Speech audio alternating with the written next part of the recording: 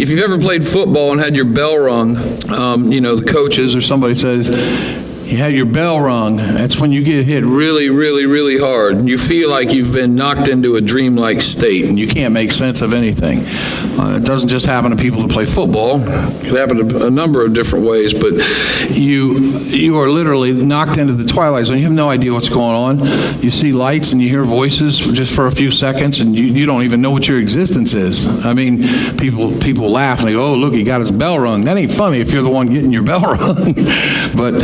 But that's what that feels like when chaos comes. After it ensues, you realize that you're out of the game. Grief sets in. You start to feel the knot on your head, the throbbing knee, the ribs that hurt when you breathe, the pain in life, in other words. When that moment of chaos comes, that bad news, that phone call, that doctor calling, whatever, the chaos comes, the pain's there, your bell is rung, and then you know the grief is coming. And that's the analogy of the football analogy. You sit on the bench, and then the pain sets in really hard and heavy. And then, does it get better for the next morning? No. We know the next morning is always the worst time. So it takes up residence. That's what happens in life.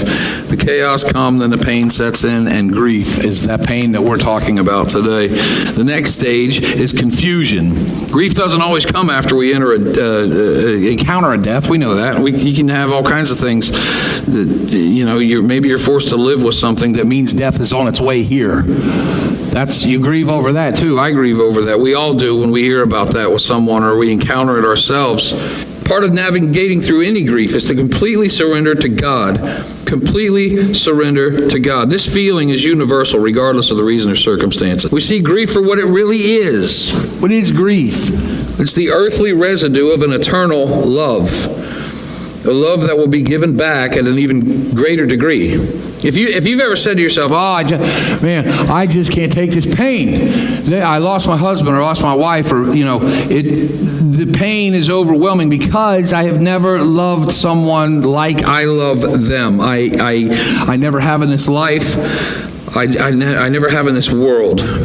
That's not true in your existence, because in the kingdom of heaven you will be fully capable of love without being tainted by sin.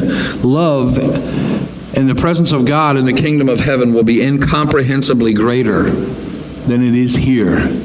No matter, you think about your deepest love that you have in this life, your husband, your wife, your best friend, your girlfriend, whatever it may be, your kids, you're not even scratching the surface of the love you're going to be capable of not only giving but receiving when we stand in the presence of God.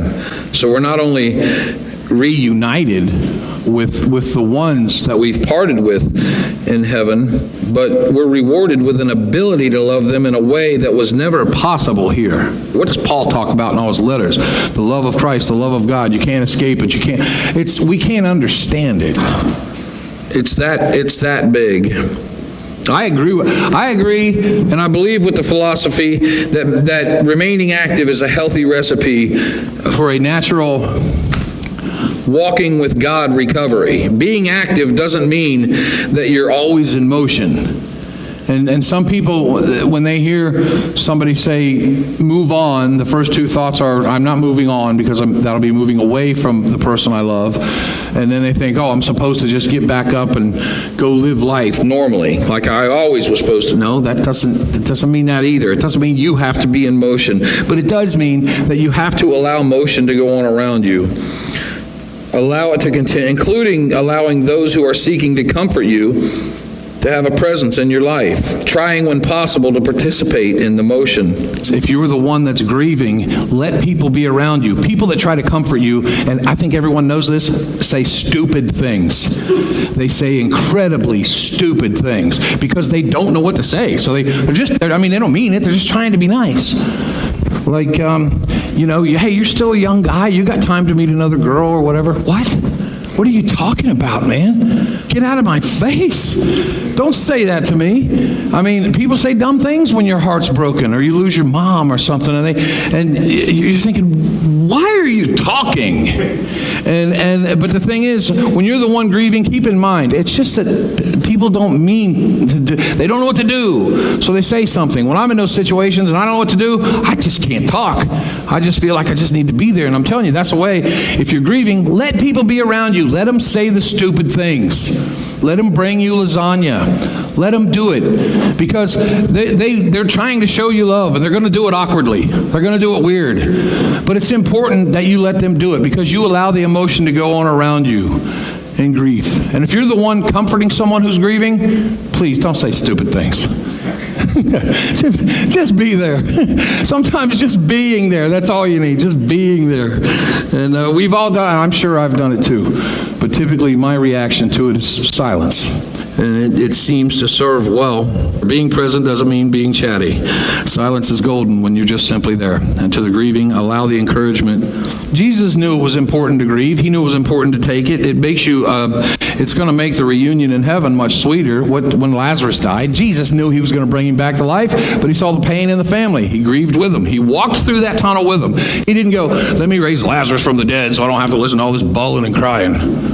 No, he didn't do that. He was there with them, and he participated in the sadness with them, because in life, they're going to have to go through it again. Lazarus is going to die again. So he chose to be with them, and he is with you, and he's with me. When we go through this, and he knows it hurts, he's with you. Jesus wept. The fact that he's with you, I mean, God must consider it pretty important that he has us go through it. That's why in Matthew it says, blessed are those who mourn, for they will be comforted.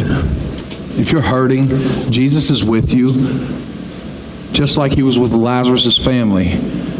And you're going to hurt. You have to get through it. Nobody's going to hand you something that says get better. Jesus knows you're going to hurt, and Jesus is with you. And Jesus wants to be with you. He knows you're going to have chaos. He knows you're going to have confusion. He knows you're going to say things you don't mean, and people are going to say dumb things to you. Let them be around you. Let them say the dumb things through prayer, through meditation, and through the Word of God and fellowship. These are the only ways to overcome grief properly. They're the ways to properly adopt someone you've lost to live in you and love with you until you see them again in the kingdom of heaven, because you will.